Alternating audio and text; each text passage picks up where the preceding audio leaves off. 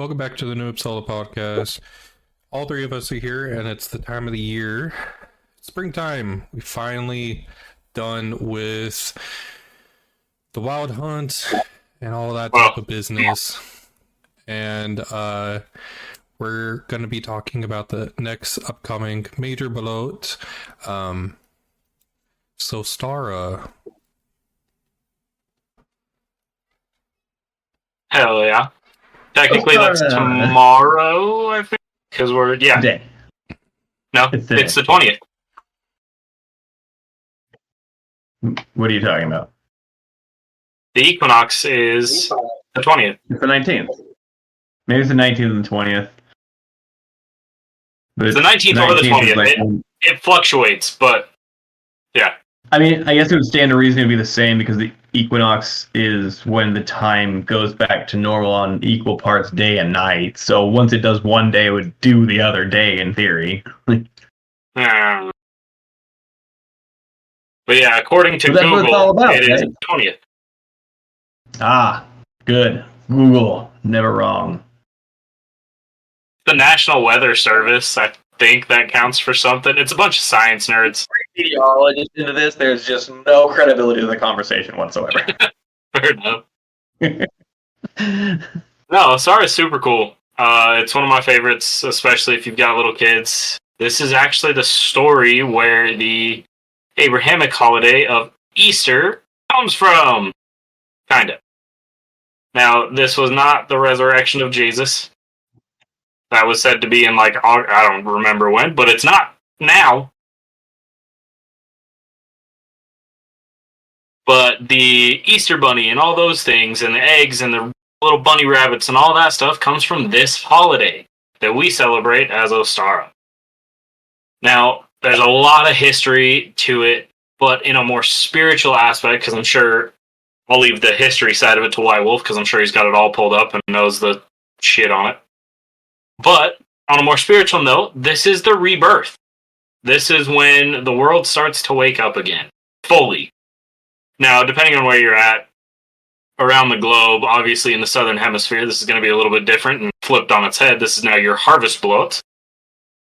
But here in the northern hemisphere, it's Ostara. So this is where springtime happens, where the grass starts to grow again, the trees are all starting to bud, the little bunny rabbits are fornicating off in the bushes somewhere and producing more little bunny rabbits. Little bunny foo-foos humping through the forest. Yeah. But no. He's not bopping field mice on the head, though. No. They might be. I don't know. I mean, that's true. I don't know. I don't know. But yeah, so this is our rebirth time. This is where the wild hunt ends, and we see life come back, which is super, super important in so many aspects. But spiritually, this is where the planning stage and the goals of this next season, this next planting, and coming harvest later down the line here in about 6 months. Almost exactly 6 months, but it's closer to lunar cycles than it is months. But yeah, this is that. This is the time that we get to have fun and play the games and do the things that we didn't get to do all winter. And that preparation and that holdover is gone. So, turn it over to White Wolf to give a little bit more of the history side of stuff. Yeah.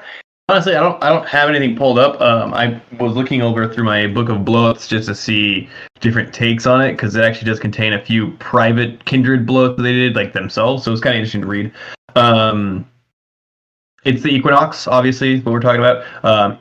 I do know that equinox comes from Latin as in equal to night, so equa is equal and noct is night, so equal nights is the equinox. And it's when they kind of fall back in line to see where they're at a point when it all restarts the cycle. I like the way you put it, kind of rebuilding. I'm thinking of it kind of the same way as like the the blueprints for the rest of your year. Spiritually, physically, whatever you want it to be, is goals, aspirations, whatever else. There's a few different takes on it. I do have that there are some people that celebrate it very, very differently into two different rituals amongst 2 days that have connecting themes, but not like in a Ostara blow-up, because their argument was that the common Ostara, which is usually Easter, wasn't celebrated in Scandinavia, and so they kind of made it their own way. But it's kind of a cool concept to have like a multi-day, like big major bloats that are independent, but also like have a connection towards each other, which I think is kind of a cool idea. Kind of that rebirth. My father, in all of his wisdom and glory, taught LDS primary kids, so like little kid stories. They're like, oh, here's Jesus, and he told them because they could never come up with a reason why outside of like the rebirth is like Easter eggs. How does this all play in? And so my father would always reassure the primary children that the reason that we celebrate Easter, that they celebrate Easter, is it's the day that the Easter Bunny came up and rolled the rock away from Jesus's tomb, so he can get out. So he stopped teaching primary like 2 weeks after that. Forcefully, so that was pretty great. They won't let me. That's funny as hell. That's great. Yep. And he would tell him, he's like, that's why we do it, and he goes, don't tell your parents. And like, so the next week at church they went up to him and they go, so the Easter Bunny, he's like, wow, damn it. Like, the kids snitched on me. That's great though. He's like, I don't know why. Maybe the bunny rolled the rock. I don't know. They got big legs. Maybe he kicked it. I don't know. But no, I mean, as far as history, I could dive into it, but really, you covered it quite well, and it's just that rebirth and recycle. Planting and not planting, whenever you're getting ready to. It's very different for each hemisphere. I do love that right now it's the harvest bloat for the South, because I freaking love that time. And it's kind of cool that the world works in the one goes towards kind of the planning and one goes towards the collecting at the same time. It's kind of cool universal truth there. I like it. But I didn't pull anything up as far as history.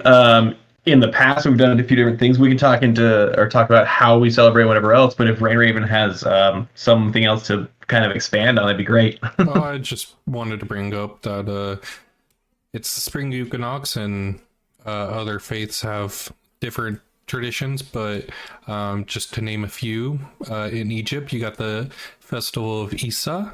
I have a little thing that I'm just going to say. Celebration of spring and rebirth. Isis features prominently in the story of the resurrection of her lover Osiris. Iran, you have the festival of Nowruz. Begins shortly after the vernal equinox. Nowruz means new day in that language. Then you have Ireland, which is St. Paddy's Day, which is a couple days ago. You got Judaism, which has the biggest festival, which is labeled as the Passover, which takes place in the middle of the Hebrew month of Nisan. It was a pilgrimage festival and commemoratives the exodus of the Jews from Egypt from centuries of slavery. Many other different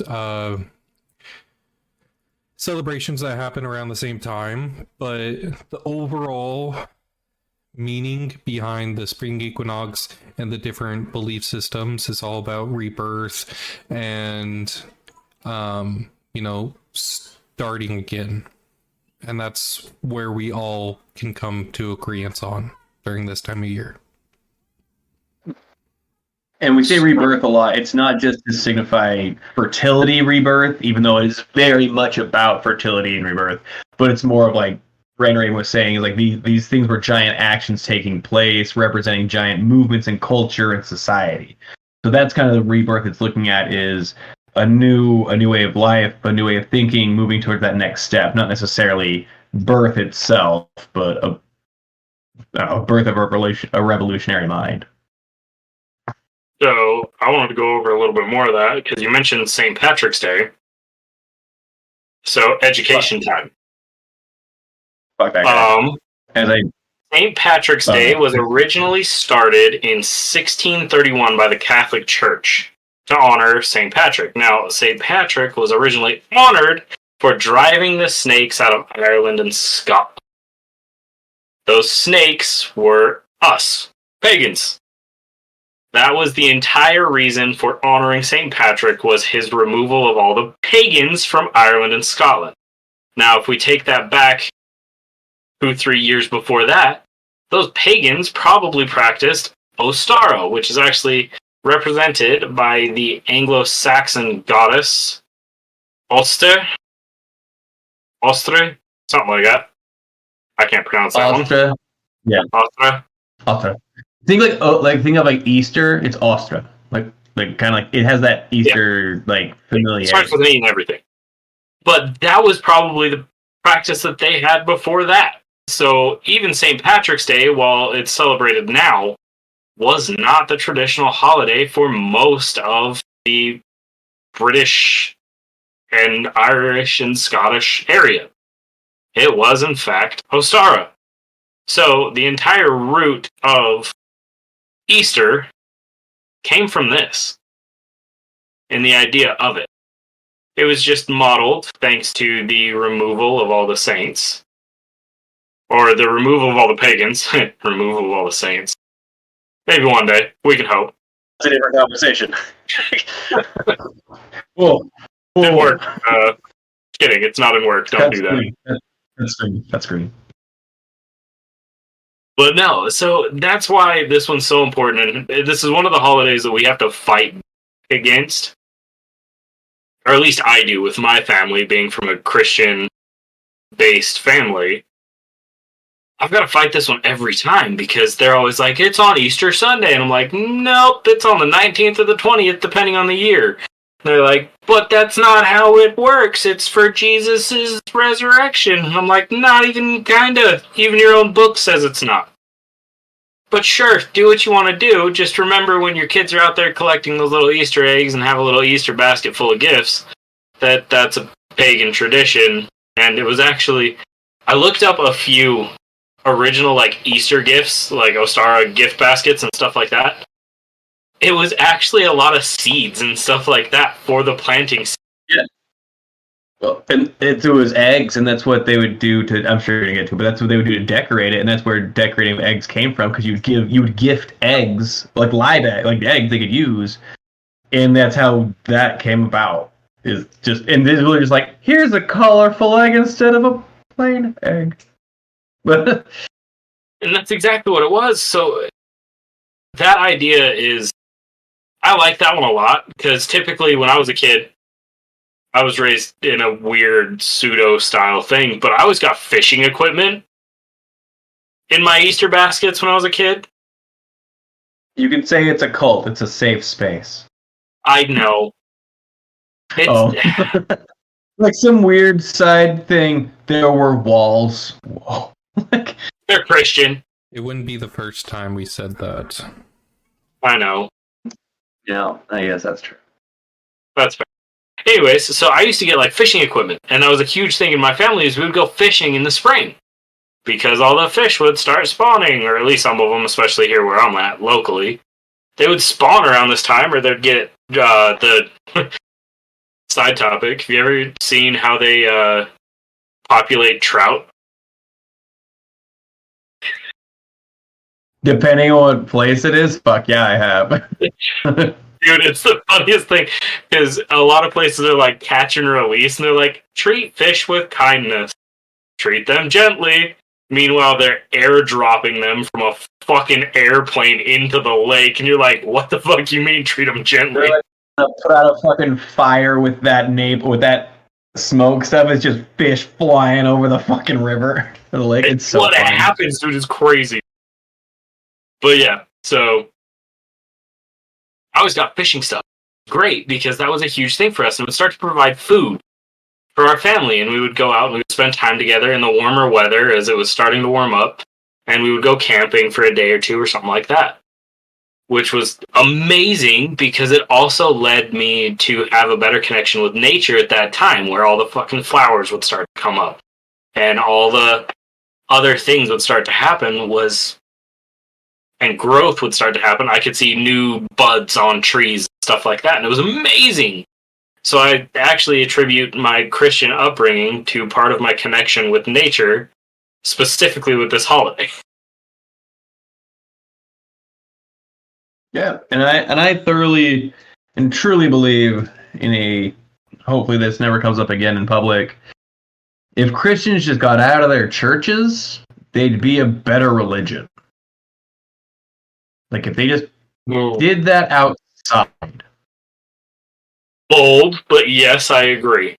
I know. That's why I say I hope it never comes up again. But like, hey, you're doing the morality is here and there, but it's spotty, but it's good spotty. Like I get it. Like that's good, very good upbringing, very good, thoughts. Gets a little weird near the end. You're about the make your own decisions phase of life.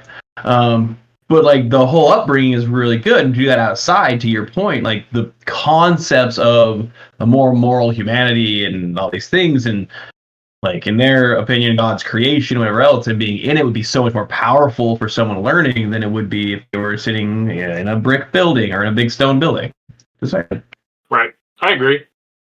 I agree with that. I think it'd be an interesting thought experiment. And to be fair, the church that I was raised in, the cult that I was raised in, we'll say it how it is now, fine. Okay. That sounds horrible. Hold on. I'm not a cult survivor. Well, technically I am, but I'm not. It's so complicated. Yeah, there's no way to like brush up on cult and walk away unscathed. Like you can't be like, oh yeah, that cult over there. And there's like, hold on, what? I was LDS. I was Mormon. I was raised that way. Take that for what you will. If you call it a cult, cool. If you don't, whatever. I consider it part of Christianity because I was actually raised in their teachings and understand, and they're not as crazy as they sound. They're weird. Don't get that confused. But they're not as far off of regular Christianity as you would believe, as pop culture would make. But I mean, they raised the two of us in the same religion, and we both became Gothar. So something somewhere either went right or wrong. remember, Joseph Smith talked to a frog or something. Do you know I actually had somebody tell me that one time? I don't even want to get into all this because my family made me go to Carthage jail like every year and do the tour and learn all about Joseph Smith's life and where he died and all that crap every year. Anyways, back on track before we divulge any more personal information. I think you have a point there that if people just got out and experienced that side of nature in this fresh beginning time frame that's right after winter and the equinox and everything else, I think that would change a lot of perspectives on a lot of different things. Because I've seen a hawk take a fucking bunny for a flight. That put into perspective how this creation of the gods works. Everything's gotta eat type mentality, and it changed a lot. I've also seen an eagle fucking scoop a trout out of a river. That was fucking wild. But yeah. So I think you have a point there with how that would work. It would be super fun to have like a bishop agree to having that happen and to see the changes that took place. I know a couple. Like all of my family are bishops, and I wonder if I could convince one of them. Most of mine are too. Yeah, that'd be a fun. We're gonna talk offline about this. We're conducting social experiments now. It's fucked. Don't tell the Mormon. For all I know, my parents watch this. They know about it. So, for all I know, they're one of the viewers, and they're going to be like, this little motherfucker. Not in those words. I would hope my family knows about it. We recorded them at my family's property multiple times, so whatever. But on another thing, I actually just performed an Ostara Blot for a community here locally. And it was really, really good. And I'm so sorry. I was going to lead with that, and I totally forgot to acknowledge that, and that's what's kind of this whole point was like, we're talking about what's to come, and mine is happening tonight, but Sigvidir literally just led one of these, so that's why I was like, oh, this will be fresh on it, so I apologize I didn't get to this sooner, and the build-up was that you did this just now, so I go ahead, sorry. No, you're good. When did I do? What's today? Today's Tuesday. 2 days? 2 days ago? Yeah, you did. Holy like 2 days shit! ago. Okay. So yeah, it was about 4 days ago now. Okay, cool. Yeah, I know what day it is now. Um, It was also St. Patrick's Day, just for those wondering what 2 days ago was, and memory loss may be common on that day for a lot of people. I didn't drink. I drank like 2 Guinnesses. That's wild. Okay. Anyways, um, but I actually did Ostara's Blow just recently, and it was actually really fun, and it was really impactful for a lot of the newer heathens that have come into our community lately. Because one of the things that I do, and I learned this a while back, and I want to credit White Wolf, but I'm not sure if it was White Wolf or somebody else that I learned this from. But I have this little wooden box. It's actually right over there. That I have them write their goals for this season down. I cut up some pieces of paper, hand them a pencil, say, here, from this equinox to the harvest bloat, I want you to write down some goals. What do you plan to accomplish in this amount of time? What is your planting season? How far are you going to go? What's your goal? I have them write it all down, and a lot of them didn't quite understand what I was asking, so I was like, shoot big. If there's something that you've put off for a long time that's just a little thing, like remodeling a bathroom, or that's not a little thing, don't get that confused. But if you plan on remodeling a bathroom for the last couple of years and you've had the money and you wanted to do it, but you just never had the time, put that on the list.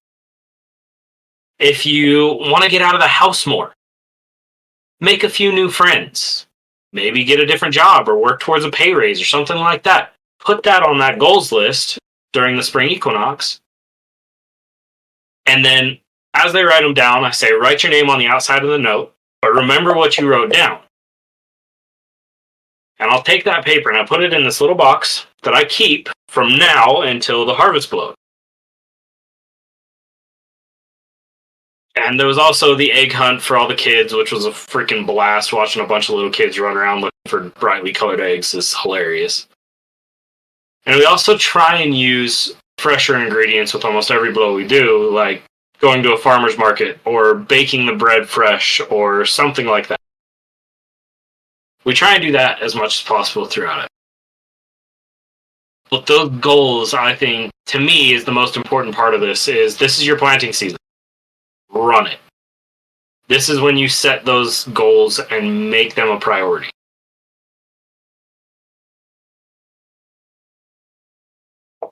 Love it. I do a few things for Ostara. I have done a lot of things for Ostara. That is one of the things. I actually a few kindreds back did that same ritual you were just talking about, and holding on to their aspirations. It's in a way holding them spiritually accountable, but it's it just helps them more than it holds them against something. I've just started doing a really fun one the last year or so. It's definitely one you can do with kids, and kids love it. It's a little more impactful for adults because of the meaning, but it's the same action. And it's having a partner or partnering off with a group of people that you are like trusting, or like if you're doing this ritual with, like family, friends, whatever else. And everyone gets an egg, like a raw egg, not like a hard-boiled egg. And you face each other, and you like manifest your plan. You manifest your end goal, your desire, whatever else, and you do it with the person that you're planning on, like either using as a partner with or will rely on or something to that effect. So usually significant others is the best, but however that works out. And then you manifest that and you put it into your mind, into the egg. And you think it into that egg down to the yolk, and you smash it on the person's head in front of you that's supposed to help you through it to like release the manifestation, and it also like encompass them into your manifestation without even having to say it out loud. Like there's not a whole rich, like, let's say it all loud thing, or there could be, I guess. I never said it out loud. And you do it with that person that you're entrusting to help you along the way. And you do it at the same time. So they have theirs, whatever that may be. Usually it's nowhere near the same thing for each other. And you smash eggs on each other's heads, and it gets all messy, and it's super fun. Kids just smash eggs on each other, and it's hilarious. At least 3 will cry at once because they think they don't know what they're doing. But it's great. It's a really fun little ritual to plug in, kind of like either as an icebreaker or as like the almost end type of thing. So if you want to build up, you want to get the atmosphere, but it's also going to be very messy. So you want to kind of have there's a cleanup period and things like that. So it's a good one to get kind of started on or kind of rolling into assemble after the fact on. But it's a really fun one to do as well. Ray and Raven, do you have any, or have you had any Ostara rituals or things that you've been wanting to do or have done or witnessed? One thing that someone did that I liked when I was in Korea, they they saved eggs when they were making breakfast and everything, cut it in half, or like save the half part, and then made little candles up within them and put them around the fire. Like little eggshell candles? Yeah.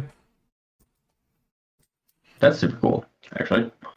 Yeah. No, I really liked it. For me, it doesn't have that much of a spiritual significance, but it really gets in the mood of like rebirth wise. Because for me, Ostara isn't necessarily about like New Year resolution or anything like that. It's time to get out of the Hobbit shell, stop reaping in the rewards of the the last couple months that the winter time is from is all about. And yeah, that's my Ostara is really all right. Let's get back to work. Let's start getting business done and stop being a family man where I just spend time with family It's all like the time. I'll say it's like the grain and meat are running out. Let's go grocery shopping for the rest of the year. Like, Yeah, I mean, for instance, like I just started mowing my grass again for the first time this year. The grass started coming back alive, so I was like, oh, it's time to start mowing again and get the lawn all taken care of. And I have renovation plans that are going to be set in place. And I got plans later this year, traveling, so getting that all worked out. oh yeah, that's awesome. No, if you're getting the weather like I am the last 3 days down here, it's been freaking amazing. Like, Dude, I don't know what it was, but we had one of the craziest wind storms I've seen in years happen. Like, I was worried about the trees in my backyard. Like, well-established 70-year-old trees. That wind was whipping stuff around. But I kind of had to sit there, and it stopped the day we did Ostara Blow, which was wild to think about now in retrospect. But for like the 3 days leading up to it, the wind every night was horrible. I don't even know what the metrics were or anything else. But it was to the point where I heard shingles like flapping on the top of my house. Like, it was gnarly. But during that time, I had my kids waking up at night and stuff, and I had to explain to them, that's the wind of change. The seasons are changing, something new is coming. This is blowing out the remnants of winter. And then, since we did Ostara Blow, we'd have high 60s, almost 70-degree weather every day, all day. Which is amazing, because we finally started going back outside and doing some yard work and doing stuff like that. So I agree, that's a huge change that I didn't look at in retrospect, or I didn't look at the time, but kind of cool to think about. And I wonder, and I'm going to make a note of it, because maybe this time next year that same thing happens in this local area, and that is truly what that means, is the winds of change are coming through and blowing out the remnants. Interesting thought.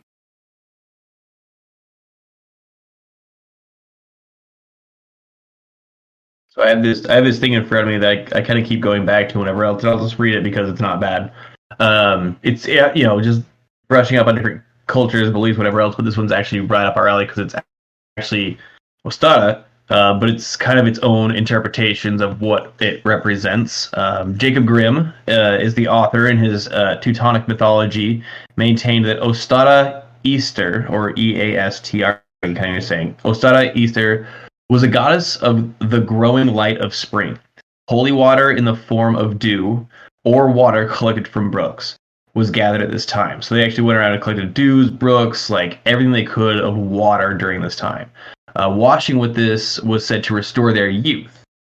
Beautiful maidens in sheer white were said to be frolicking in the countryside. Also, according to Grimm, the white maiden of Ostrad were said to appear in large batches of to show up with a large batch of keys on her belt and stride to the brook to collect water for Easter morning. So there are a lot of apparently cultures and whatever else in societies that actually collect water from the brooks at this time because it's all the frozen turning into it, and they use it as like this like eternal spring water type, which is kind of cool to think about. That is really cool to think about. Mm. And also probably not a bad idea. I might incorporate that sometime in the next week or so and going up to one of the local rivers or something like that and sitting in the water for a minute. It's going to be fucking cold as balls around here, but fuck it. Well, I was thinking too is like we always talk about the sun and the days, but like the water is like prime for, well, I don't know, countless things. Yeah. That's an interesting Like to your point, you know, it's when the fish are birthing and everything else, it's all happening as above, so below, right? Yeah, and that's, I never really, that you say it like that, yeah, that makes sense. And now that all I think of about Ostara is happening subterranean or in an aquatic and subterranean. It's all happening at once.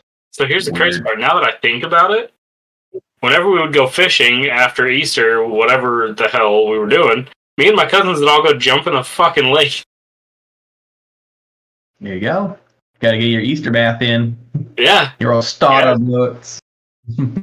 Now, to be fair, we all probably stank to high heaven because we were teenage boys and not doing shit through the winter except for playing video games and fucking off. So, probably froze your bloats off in that water. yeah, it was cold. You might actually know the lake we used to do it in, Yuba Lake. Ooh, sounds super familiar. It's down south by Salina, Nephi area. Okay, maybe that's why. That's like American Fork area. No, further south. Down. Oh. 45 minutes to an hour south of American Fork. Gotcha. That's like Soldier's Pass, or is that like a Snow? Yeah, that's down there. Yeah, it's called Yuba Lake, and now that I think about it, we always fucking did that. We'd always go jump in the damn lake doing stupid hood rat shit. My family growing up around this time, we were always outdoor everything. Every year we'd have some crazy stupid hike to do since I was born. I mean, like I was when I was 5 or some horse shit that my mother remembers, I do not, like what age I was, I would do like Timpanogos Canyon. We would go to Delicate Arch. We do Arches National Park every single year. Like no questions asked. You're there for like a week. We hiked every single thing in the world. It's probably why I fucking hate hiking now. But we used to go to a place called Goblin Valley, and I as a child, I never knew where it was if I was going in any direction. I just ended up there. But Goblin Valley is a pretty cool place. It's for those of you who don't know, it's like a rock formation that goes on for like hundreds of miles, but they're all individual small and large rocks. And they're like the size of you, size of somebody else, size of a truck, but they're all like these individual mounds that like at the top look like little goblins if you overlook the valley. And so you go there and camp and do all sorts of stuff, but it's very cool. But we did that all the time. We were always in Red Rock country around this time. Yep. No, it's just interesting that somehow, even as a kid, when I had very little control over my own life, somehow I was still doing the things that our ancestors continually did almost every time. You muted yourself. It's nature versus nurture. Your nature was taking over the nurture part. I guess. Looking back at it, it was usually my idea too. I was like, let's go jump in the fucking lake. Let's go swimming. So that's cool. That's really, really interesting, actually. But I do want to touch on another thing since we've been going through runes lately. Changing topic, unless you guys have anything else going on. Is there anything else you guys wanted to add with Ostara? This is still with Ostara. I just want to talk about how they're connected to runes and stuff like that. Mm-hmm. I'm good. Okay. I'm good. Fire up. Sweet. So there's two runes that often come up in this time that I wanted to touch on. One is actually Isa, and I know it sounds counterintuitive, but it does come up a lot. The other is Berkana. I want to kind of play the game there, and the third one is Ingwas. Ing. I-N-G. Or N-G. Ingwas. So, during this time, a lot of people think that, and again, there's no wrong way to heathen, your belief is your belief. This is just how I think. Berkana has always been not a rune of birth, but of steady growth. So perhaps the sapling that survived the winter, or the seed that was planted early in the winter, that has continued to grow and been watered and nurtured and all those things, but this is where that seedling becomes a sapling. And that continued growth, something that was started before. So Berkana works at this time oftentimes in that aspect. Whereas Ingwas is closer related to the seed, which we talked about recently on our students' calls and stuff like that. But the seedling aspect. And did we do a podcast on that one? To the seedling? Ingwas. I think so, but I could be mistaken. Well, it depends on the thing. I listen to a lot of our podcasts. We talk about like 8 things, like on one episode. But I thought we had one that was purely for Ingwas. I don't think so. That or Berkana. It was one of the Maybe two. Berkana. Regardless, Ingwas is closer related to the seed, the internal seed or external seed of new growth, of gestation, and that side of stuff. And then Isa comes into it, and I'll let these two pop off here in just a second. I just wanted to cover bases on them. But Isa gets brought into this one a lot thanks to the thawing aspect, or the river's always moving underneath. This is where that shift starts to happen. So I've seen Isa brought up here a lot, or the end of Isa. Go ahead, guys. Jump it. I'm just giving us more to talk about. No, you're good. And we can side tangent all we need to. I'm good. I always think Berkana, like it's my go-to. But I to your point, it's not.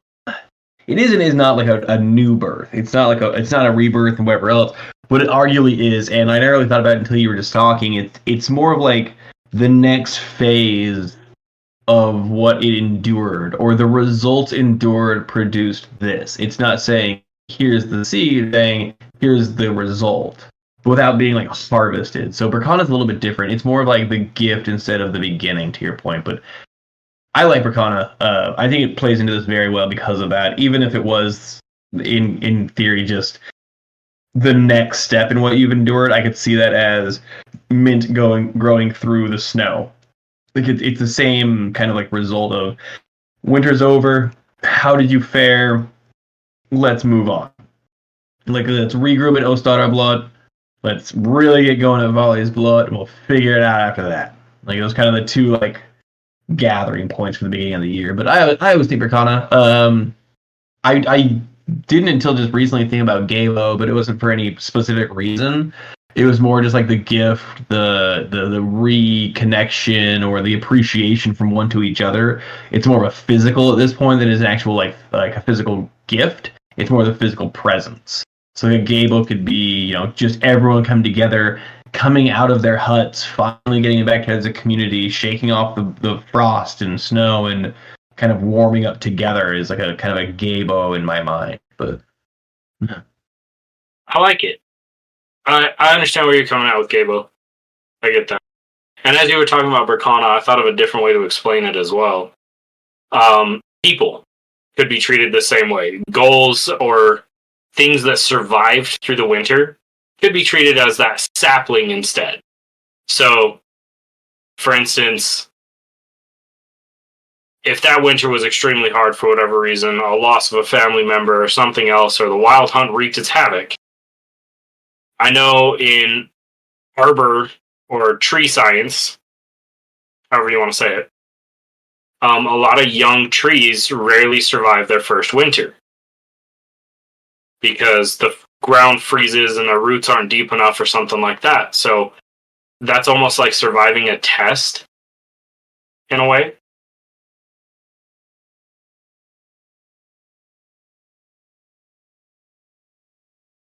You could say the same. I was just trying to think of our students and how many winters they've had.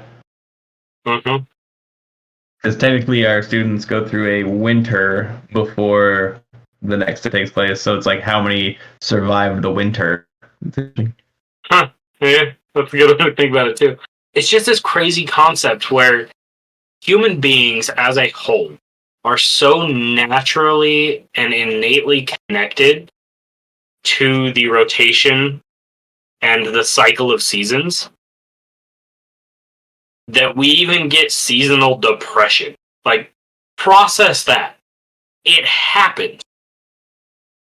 Dude, I'm in the Pacific Northwest. I process that every day. Y'all chose to live there. This is like ground zero. Y'all are in a constant it's state of seasonal depression. Yeah. Yeah, we're ground zero for it. Crazy up here. But And human maybe beings, Rain Raven just grew up here, so he's just been dead inside his whole life. But it is rough up here, man. Like, it's just a crazy concept. Rainer, do you have anything to add? No, I don't have a lot. that's seasonal depression in Oregon, man. Telling you. Oh man, I had something. I totally forgot what it was, and it was Uh-oh. somewhat quality shit.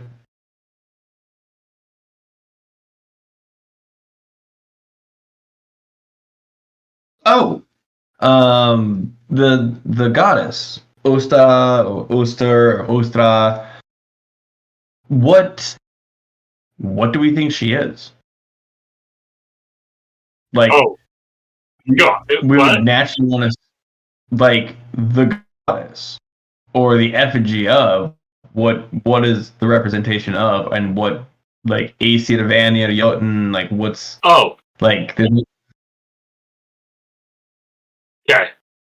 Okay. I get where you're coming from. And I want to hear Rain Raven's point first. I want to hear him answer this question before I continue talking. So yeah, and it's not like I don't even know like a bloodline. I'm just curious on what we think. you're like asking like who I think Ostra is. Yeah, I mean, like, what pantheon within our pantheon within the pantheon do you feel she would maybe be more attributed to or found in? Like, would it be the Vanir, the Aesir, or the Jotuns, the, I don't know, the other goddesses and such? So, when it comes down to it, us being polytheistic, we believe in multiple different religions. We just don't happen to worship them. At least that's what I do. So Othra is, I believe, Celtic in religion, but heavily worshipped within, all European religions, especially for this time of year, as we celebrate Ostara. But her depiction within the Norse pantheon, I would have to argue Freya. For her rebirth 3 times during the Voluspa. And the heavy practice in fertility, magic, and I don't know why, but I always feel a feminine energy versus, me being masculine. It's easier to gain a relationship with the masculine deities versus the feminine deities, or like whichever one you resemble more. Like if you have more feminine traits, then it's easier to relate to the feminine deities versus masculine. Same applies, but it happened, and So you believe that? So you think Ostara is Freya, not it's like her own being within the Norse pantheon? no. So Ostra is her own deity, but attributes and the deity that I worship the most during this time, which for the bloat Ostara, I worship Freya. But Ostra is her own deity. Okay. So that's kind of where I lead to, and I like your answer because I was going to ask the question: do you mean which god that we know of now fits that, or No, and is it a separate god yeah, entirely? And you're asking which tribe they belong. yeah, and that's a much better way of forming the question that I thought I had. If we were to tribe them where they would go, but then also like what do we didn't even discuss the actual who we believe, where they believe, what pantheon, or to your point, like what Okay. faith or culture they are part of. So to me, if it's for example, I would say like I can do a little bit more listening on her original side, but it's like, oh, to me it would be more Vanir tribe because of the X, Y, and Z. Okay. And then here's where I think she's from originally. Here's my monkey wrench. Ready? I think she's an elf. But, okay. So not Vonnegut. Why? What's your Okay. So with the Vanir goblin goddesses, we don't see them very often with Midgard in any relationship whatsoever. They kind of fuck off and leave us to our own devices, except for the few that were traded as hostages after the first war between the Aesir and Vanir. That's where we get Freya, Frey, Njord, and their collective fuckery. But the thing that we often forget is there's another race of beings that we don't see anything about that I'm aware of. I don't know if I'm just missing a story somewhere, but I don't believe the elves are mentioned very much at all. They're referenced by name for humans, like Alf, who was a king in Denmark, I think. I just wanted to make a clarification. I said Celtic and Druid and Wiccan, but Anglo-Saxon. That was said before, and I just wanted to clarify on my miss amount of knowledge. Oh, you're way good. I understood where you're going, but thank you for clarifying. But yeah, we don't see a whole lot about the elves at all. We see the dwarves pop up. We see the Jotuns pop up. We see the Vanir pop up in the beginning of everything. But after that, we don't really see them after the exchange of hostages, except for when they chop off Mimir's head and send it back. But we don't see a lot. And this would be like Alf style, because the Vanir and Njord's marriages, and amongst Vanir and Njord marriages, it's just giants and Vanir. Yeah. So, I think Ostra, or Ostara, if we want to do it that way, may very well be an elf. This concept. Because, and here's my thought process, if it was a Vanir god, we would have heard about them in the sagas somewhere. If they're related to Midgard, we hear about them. Almost every time. So far as we're aware, and maybe this is one of the ones we just don't know. But when we talk about Frey or Freya or Njord, they're related to some aspect of Midgard, as well as overarching ideas such as fertility and male fertility and stuff like that. But they're related somehow. The Alfs are not, and this is one of the ones that we don't see very often and only on this holiday, which, to be fair, we somewhat adopted through the Anglo-Saxons.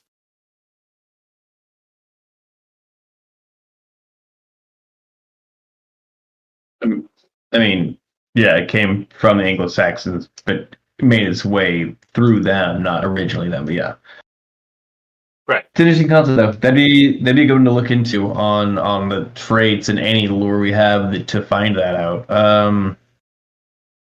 I didn't look through my files to see what, because I started doing a few for the Vanir. I feel like that splintered off into the dwarves. I don't know if I have anything on the elves, but I swear I have a folder for them. That's what I mean. Is we have these crazy concepts of them, but we know they're out there somewhere. We know that is a realm of not a possibility, but we know it's a realm. We know that Frey is the king of the elves. I like that in our speech, in our language, of our culture, it's a realm of possibility is literally a literal realm of that possibility. Oh, this elf thing's a realm of possibility. No, it's a whole realm. Like, it's a planet. It's a thing. We know it's a thing. Nope. We just don't know shit about it. You don't need a concept. It's like a fucking place you'll run into. But no, that's my theory. Is I think she's actually an elf that just flits around and fucks shit up, unintentionally or intentionally, and just like drops in during the springtime and just sprinkles fucking fairy dust, which tracks. She sprinkles fairy dust and everything starts growing. It's just basically Razzhusker transforming to one day every year, fucking around and finding out, and then going back and running around the rest of the year. Like, kind of my thought process. Razzhusker hung out with enough witches that he's like, boom, or she, maybe Razzhusker's a girl, and this is her true form once a year that we get to witness during the rebirth of that and back to the squirrel. Maybe. You know. But yeah, maybe. I think it's an interesting concept, but if I genuinely had to, I think Ostara is an Alf. However, if we're going with what we know, I would put her with the Vanir. Alongside you. I would lean that she's more of the Vanir side, but the Alfs are along the Vanir side, which we know that as well. We know they're very nature-centric, but yeah. Right, and maybe, I don't know, if she was one of the Vanir or whatever else, like, it would be more aligned with, like, Frigg to that point, not like it's the same person, just with the traits of having this, like, peaceful, new birth, family attributes. But if she was that potent in her own being sense, she could have been one of those chosen from the Norns that didn't just become a Norn. Hold on. Correct me if I'm wrong, and genuinely please do. Do we know Frigga, her origin?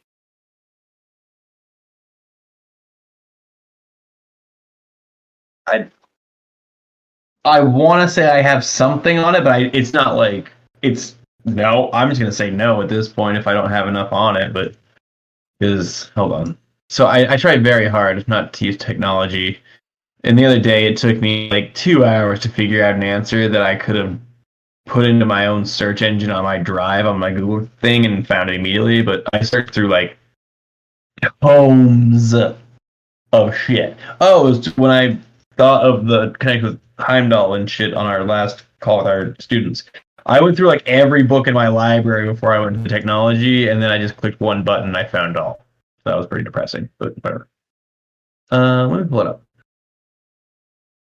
All I'm doing is stalling time while I actually pull up my Drive to look this up. Cool. Yeah, from my knowledge, I don't recall anything about a like origin story. Most of the Vanir, we don't have an origin story. They just show up because when like it just didn't it wasn't safe through time, as much as the Aesir was. I would imagine back when our ancestors were actively worshiping and this history and this knowledge was passed verbally instead of now being written, that there was an origin story, but unfortunately it got lost to time for the mass population. Because I don't recall.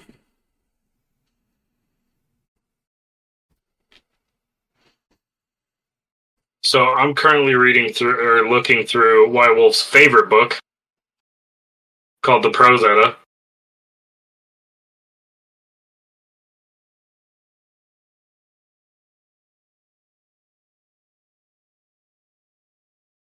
You're muted, White Wolf. Just so you know. It's okay. If there's a mute button in real life, my employees would never have it not turned on. Let's see.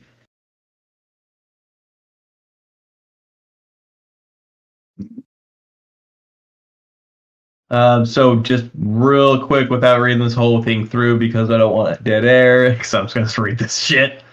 This one says, Frigg is the highest ranking Aesir goddess, as well as Odin's wife and queen of the gods. She's the goddess of destiny, the mother goddess, the goddess of love and marriage. It is said she can see into the future and know the fates of all men and gods, but she never reveals what she has seen.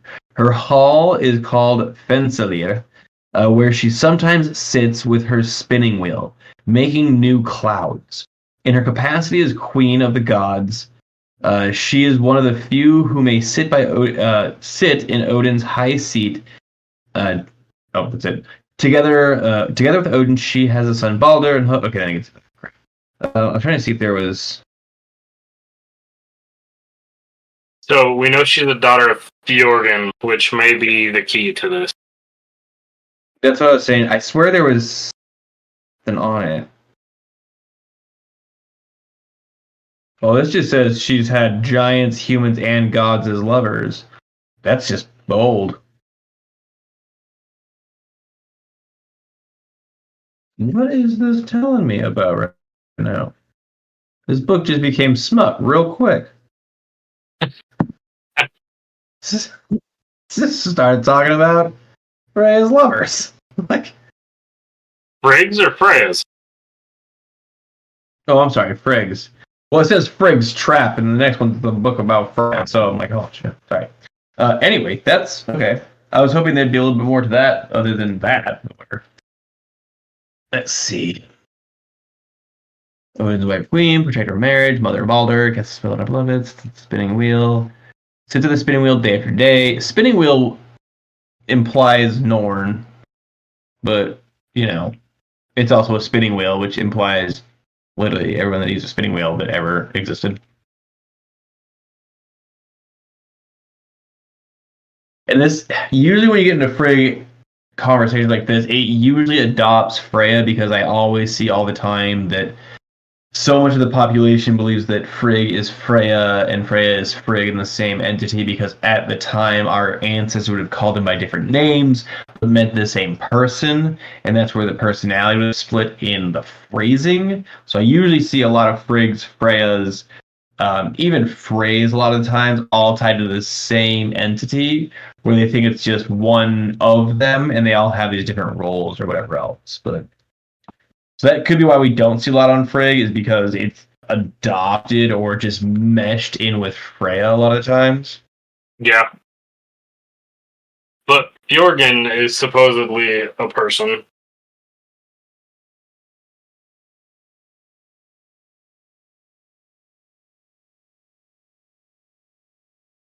But is not put into name anywhere else other than that it's Frigg's father.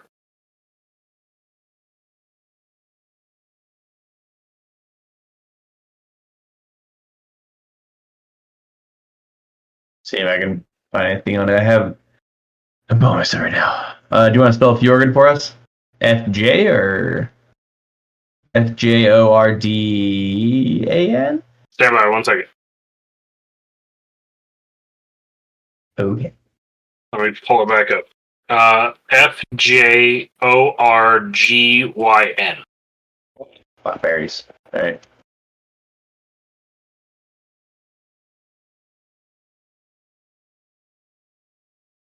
Fjorgen and Fjorgin. Fjorgen, a personification of Earth in Norse mythology, and the mother of the thunder god Thor. Oh. Jord. No. What? What is this? What's happening? So it would have been the mother. Fjorgen is Jord. But it also said there's two But different I see. personifications. Yeah, the masculine form is portrayed as the father of the goddess Frigg, who's Fjorgen with two ends is the male dominant, the masculine. Right. Fjorgen with one N is the feminine. Whoa. Right. We're getting weird now. Which, again, I'm starting to lean more into the elf side of shit. Yeah, let's see.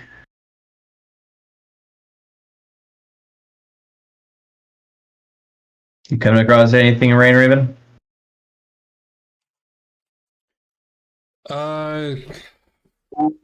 Coming up empty-handed. All my things I'm looking at aren't coming up to anything relevant. It's unfortunate. Okay. Let's check it.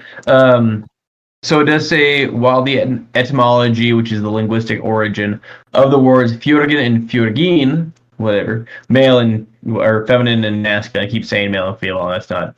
Oh God, it's not PC. Any gat organ.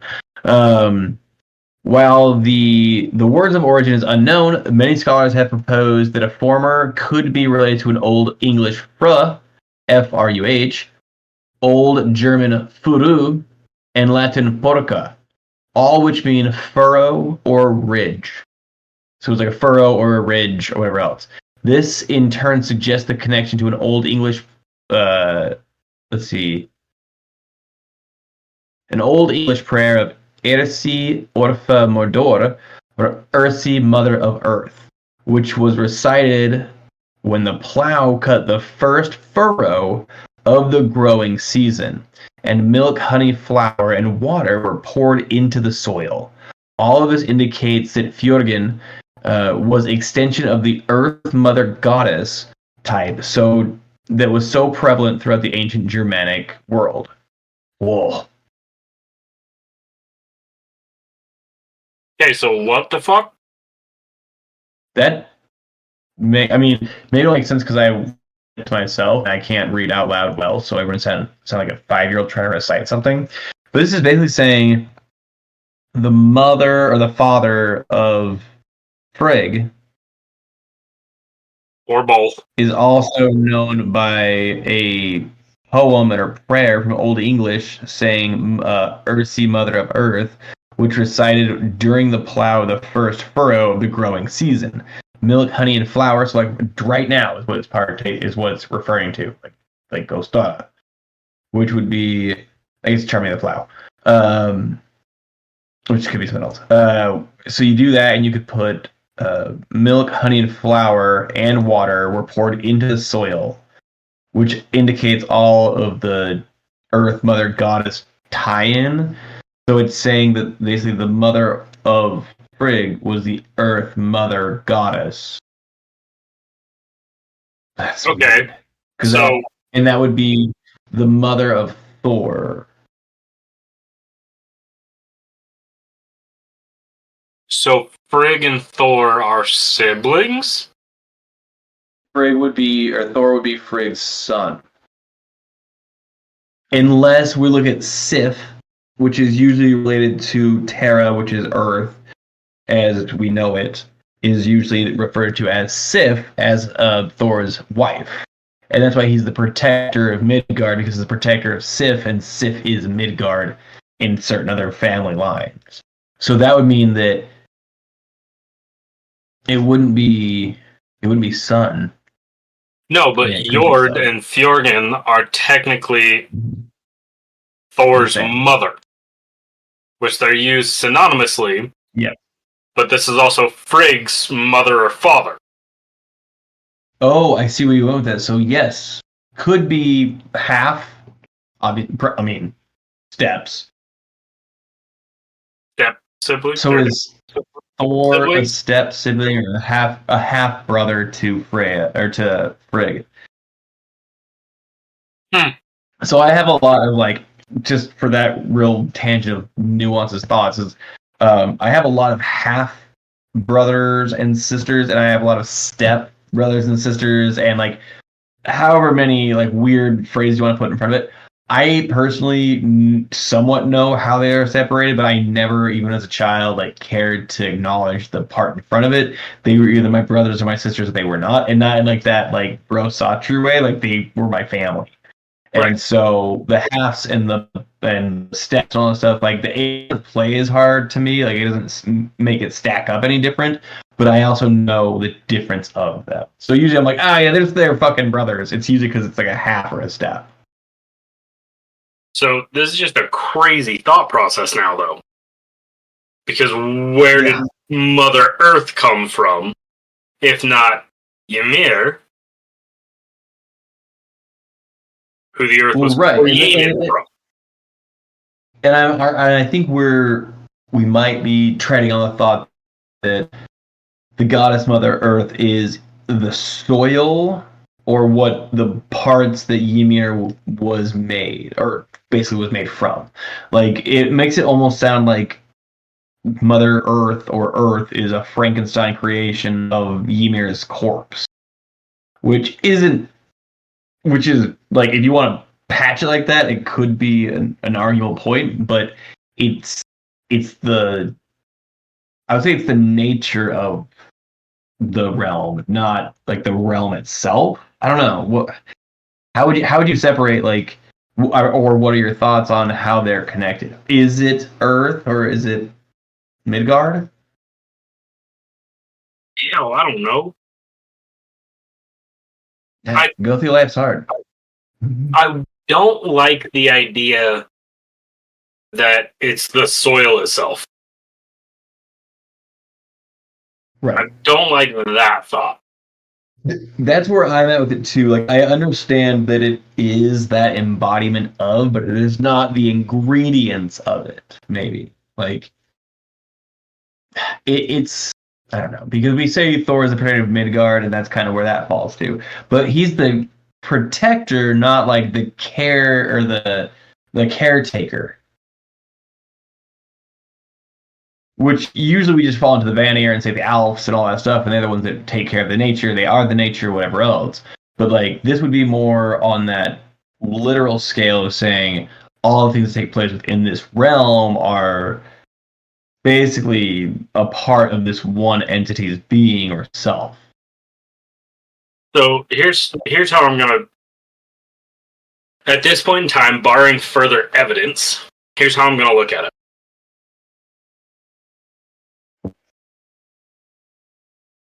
I want to look at this the way that you kind of described with Thor, but I want to take it a step further. I want to take it one step further and say, just like Uller is a god of hunting, we'll use this as an example. I believe that Yorth, or Jord, not Njord, but Jord, is a personification of the things. So, pop culture reference, Jord is Toph from Avatar The Last Airbender. She can mold the earth to fit what is needed.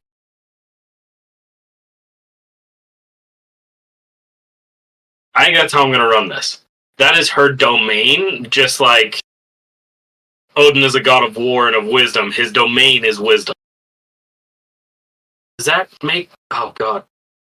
Kind of fucked up.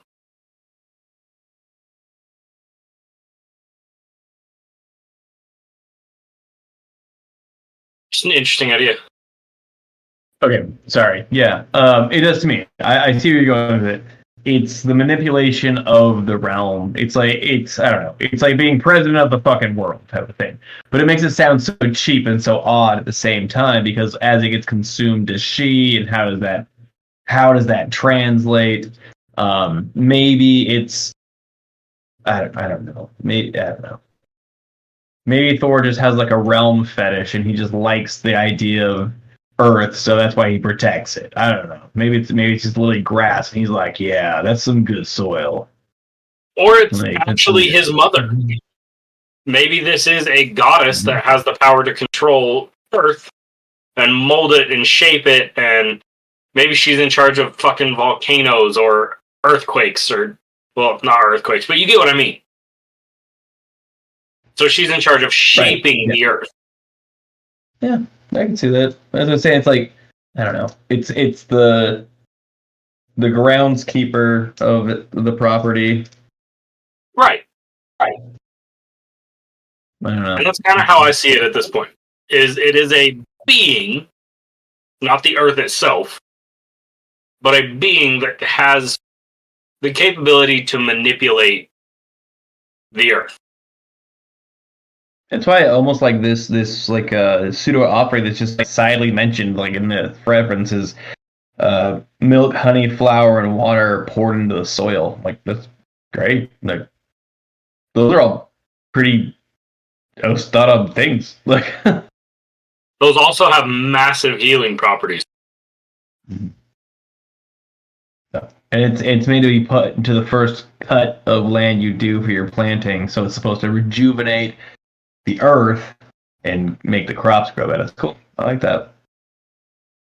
Actually, we have this. Yeah. But anyways, Ostara. We got on this topic talking about Ostara. Yes, I think we kind of tied it back in just then. You could do this with Ostara. Yeah. And I kind of like the offering in and of itself because of the way that it's designed as a rejuvenation of. I'll tell you what. I'm doing mine tonight. Milk, honey, flour, and water. Yeah, I got that shit. We can put that together. I can do a cut and do that. That'd be cool. I'll try that. And here's then my egg smashing all around. What? Try it with one of your plants. They're not my plants to try that with. But I will put in the request. Tell her it's a magic experiment.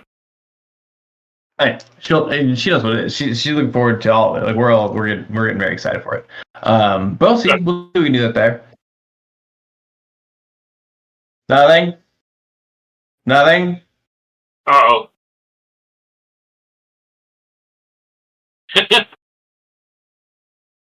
No, I like that idea.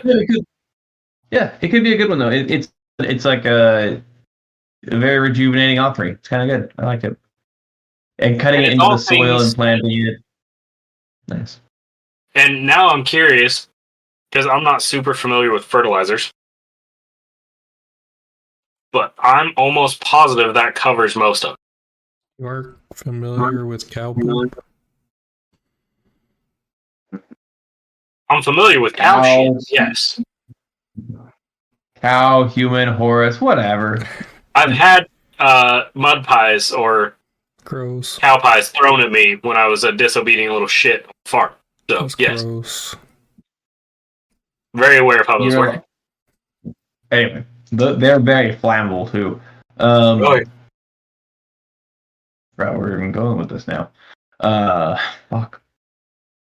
Oh yeah, for fertilizer and such. Yeah, I mean, there's a lot that goes into all of them. I don't think it would hurt the soil depending on the plant you have. I mean, you could drop a thing of honey and probably kill a fucking plant depending on what it is. But it wouldn't be terrible, I guess. If we did that with one of ours, it would have to be kind of like off to the side, not really like a main spot for it. We have very large plants. It's big. It's a Monstera. It's big. And it's propagating, or we're propagating it, or something like it's everywhere. We've named it Medusa, the queen of the Gorgons, and all those fucking snakes sprouting from its head are invading my entire half my house. So Would So you find something stupid here? I'm doing some research real quick.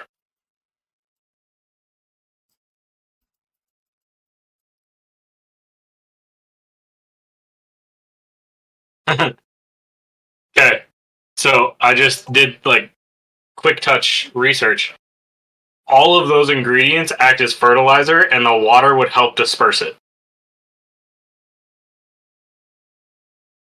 So it is essentially an old school fertilizer and a full blown offering that would assist in planting the field. That's super fucking cool. I like that a lot. And I'm going to try it on my next garden. You gonna? Will this be a part of your Ostara ritual? Not for the blood itself, but for the act of replanting and all that jazz. Yeah, I probably will. Because we're doing several other things with it as well. Like we're gonna restart a garden again. Last year we didn't have the time or effort to put into it, so kind of flunked out on that one. I also don't have sprinklers in my yard, so one day of not watering it in 120 degrees kind of screwed that. But we're also doing meat rabbits as well, and we're going to start raising rabbits here on our property. But yeah, I think I'll use that in the garden at the very least, and it may work as a plant or flower fertilizer as well for that kind of garden. So, You know what I was thinking? You could put it next to your big gigantic tree where we did the meditation. yeah, Offer some shade during the high parts of the day, but still gonna have some sunlight. yeah, probably do that too. I've made offerings back there before. My only issue with burying offerings, and this one I wouldn't need to bury. Oh, I was But the talking reason I about don't your normally- garden. Oh, Yeah. oh, yeah.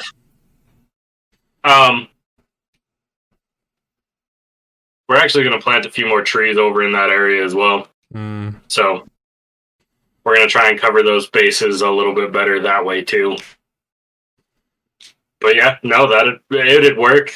I think what we're trying to do though is use that space for the rabbits to keep them out of inclement weather as much as possible. Where the up on the little step where the big tree is with.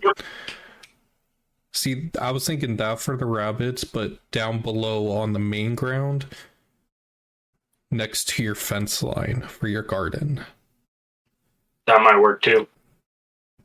I was originally going to turn that into a patio, but that's not a terrible idea. I kind of like it. But you would have to be careful for the rabbits to not go into your garden. They'll be not caged, but caged.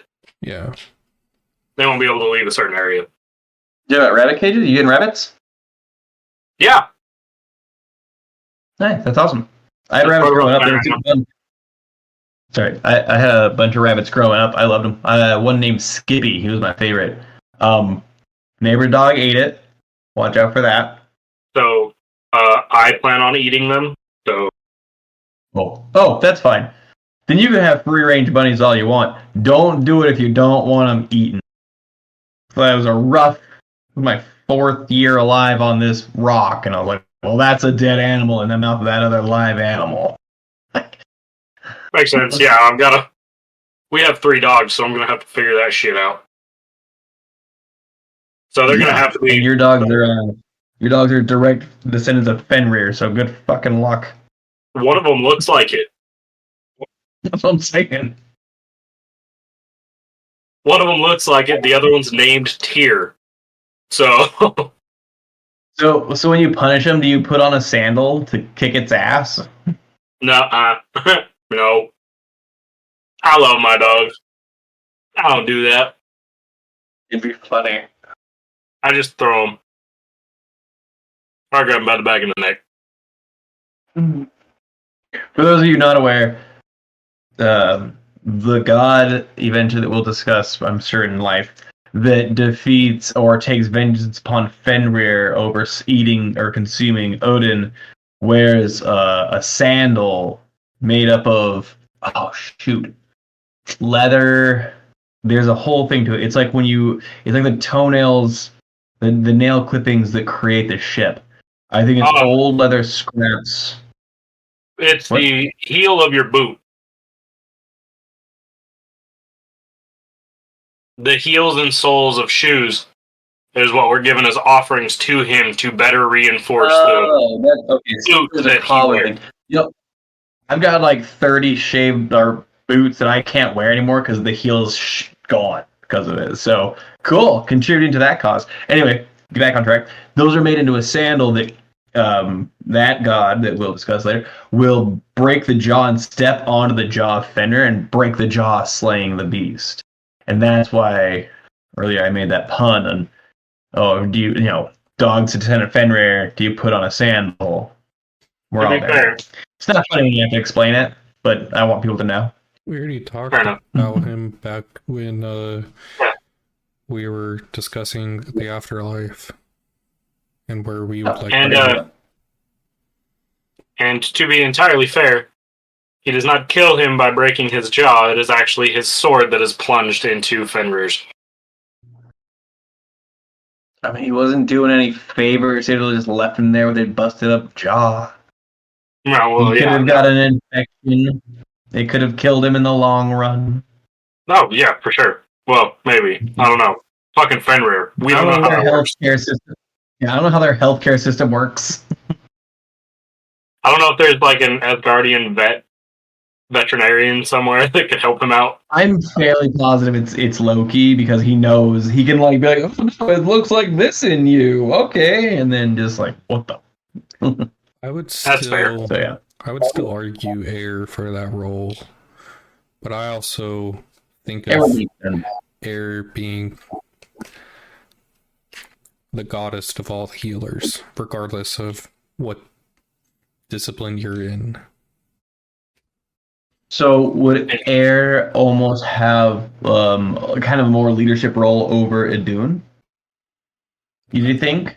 I don't see a Dune in a healer aspect. I see her as a gardener, and she just grows immortal apples. I guess that's true. It's not like it doesn't de-age them. It just slows down the time. Yeah. If it was a healing aspect to her fruits, it would like decelerate or take back the age that put Odin into a white beard from when she was kidnapped. So if it was a healing aspect, it would put him back to a brown or whatever beard he had. I would go to the fact, to use the analogy of, you got if you're going to make mead, you need honey, okay? Well, you need a beekeeper to manage all the bees for that honey. Sigrid Ufar is not a beekeeper, he's a mead maker. That's how I would separate the roles. Idun is the gardener and, the caretaker of the plants and, stuff like that. But Air is the application of like healing, and just Idun happens to grow the apples, doesn't make her a healer. Same thing, a beekeeper doesn't make a meter. Yeah, it makes sense. A pharmacist isn't a doctor. There, I said it. Fuck y'all. That should cause problems eventually. Neither are PAs. Pharmacists shit their pants. Physician's assistants also are not doctors. Just saying. But to Ray Raven's point, like the prescription comes from. I mean, yeah. So the prescription comes from the doctors, but then you pick up at the. For fuck's sake. Right. Pharmacy. I like that analogy. Pharmacy. Holy crap! I just couldn't stop thinking of doctor. The pharmacy. Goodness. So in that instance, Idun would be the pharmacist. Yes. Yeah. And that's why I'm glad now I agree with you, and like I see where you're saying that because of that. Yeah. So she's the pharmacist. Big Pharma is handling her shit up in the air. Now, I would put money on the fact that they're like besties. Like Adun and Air are probably real fucking close to each other as a relationship. Because I'm sure Air is in her garden all the time talking to her going, hey, do you have this ingredient and this ingredient? And do you have this thing and this thing? I gotta patch up your fucking husband because he was a dumbass and his violin string took out his goddamn eye. I just picture like the winter solstice as like when those two like just take a vacation and go to like a rage room and just smash the shit out of things for like a good however long the solstice or the Yule time lasts that year, and they come back and they're like, all right, let's fucking go. Like That's No. pretty funny to think about, honestly. The caretaker Yeah. of the gods fucking going in a rage room and just blowing shit up.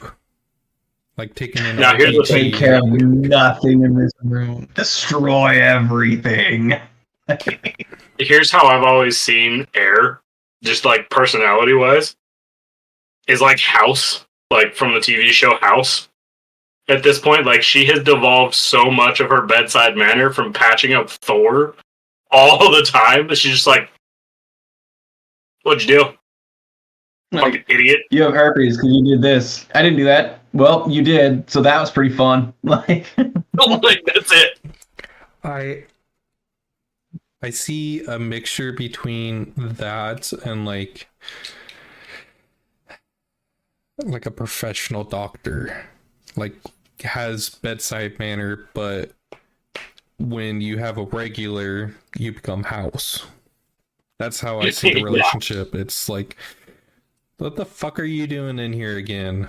I just got done. it's because they think you're it's because they think you're like a hypochondriac or whatever else, and just out for pills. But I am genuinely terrified of Air in all the best ways. Because here's what I've learned with surgeons. My wife's type 1 diabetic, super involved in that area.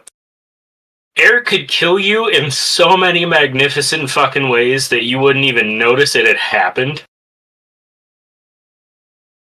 Like, if you pissed her off, you're done. Yeah, they found the bubonic plague positive in Oregon.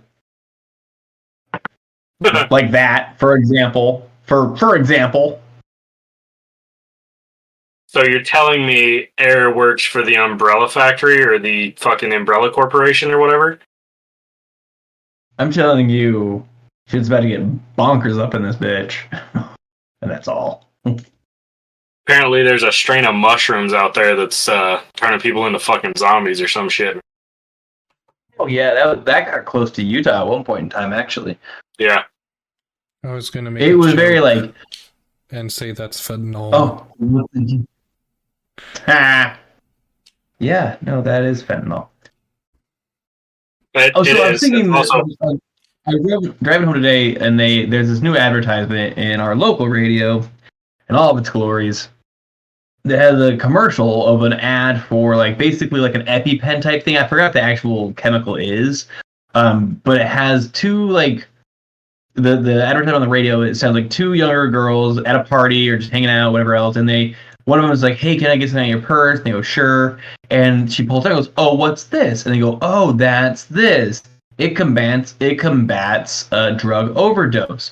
I saw my friend die from a fentanyl overdose last weekend, and now I carry this with me at all times. I don't want that to happen to someone else I love. And I was like, where do I live? That's the advertisement on the radio. Like, it was like 8 a.m., like when people are going to school. And I'm like, whoa. So yeah, that was pretty messed up. Narcan. Yeah, something like that. Yeah, cops and EMTs carried on them all the time for drug overdoses. Well, now it's available for children. Yeah. It's been commercially available for a while. They've just changed tactics in a lot of places with the war on drugs, and they're like, we're just going to treat the problem, so Here's your $50 injectable shit to fix yourself. Not working though. Apparently it is now. Yeah, they're trying. No, we encourage the problem. We encourage the problem. We just have a cleanup method too. Yeah. But no. Anyways, Ostara. Hey, whoa, Ostara. Super great holiday. It's a blast to practice. Rain Raven, are you planning on doing, or have you done? I haven't really asked you. I'm going to talk a little bit. For anything for Ostara? I planned on doing Ostara this weekend.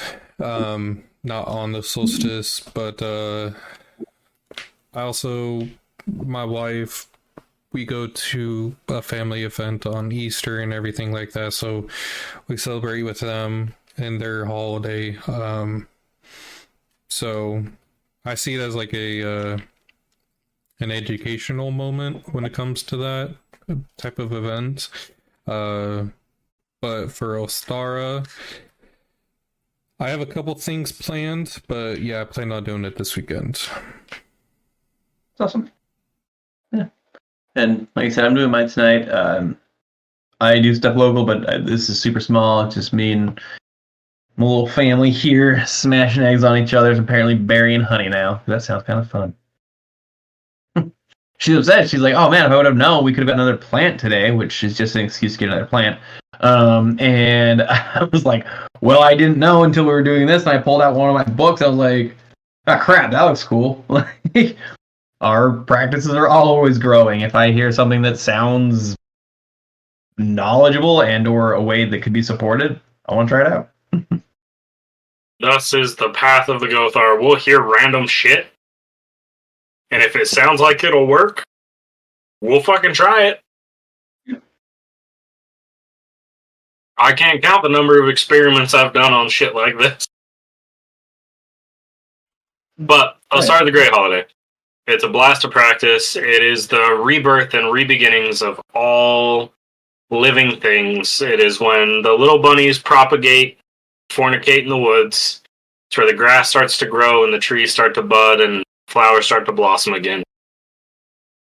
It's a lot of fun. So something I was thinking about the other day is it's odd that if you were to conceive a child on Ostara or whatever else, it would be born into the wild hunt. Like that's just a weird, like, kind of like, oh, it's this like worst condition imaginable. It's almost like the pregnancy was built around the opposite polarity to be like, yeah, you want to come into this world? Come here, let me tell you something. Like, I mean, you could see rough. that. Now keep in mind. I was just gonna say, Go you ahead. could see that as like that kid's going to be stronger than ever because it was born into the world during the harshest of times. So, I agree, yes. But my other side topic is, so you're telling me the best time to conceive a child is around midsummer then? Huh. So that they're born around Ostara? No, I've been down that route with those other couples that were like, I want to have a baby, and they went to our midsummer, and then midsummer babies. No. They're fine. Well, on that note, you heard how we do Ostara, and a little rabbit holes that we went down this episode of the New Uppsala podcast, and we will see you in the next one in a topic that we don't know about yet. I like that you said rabbit holes for Ostara. It's the Solid. season. 'Tis the season. We'll see you in To the be. next one. Bye. See you guys later. Have fun.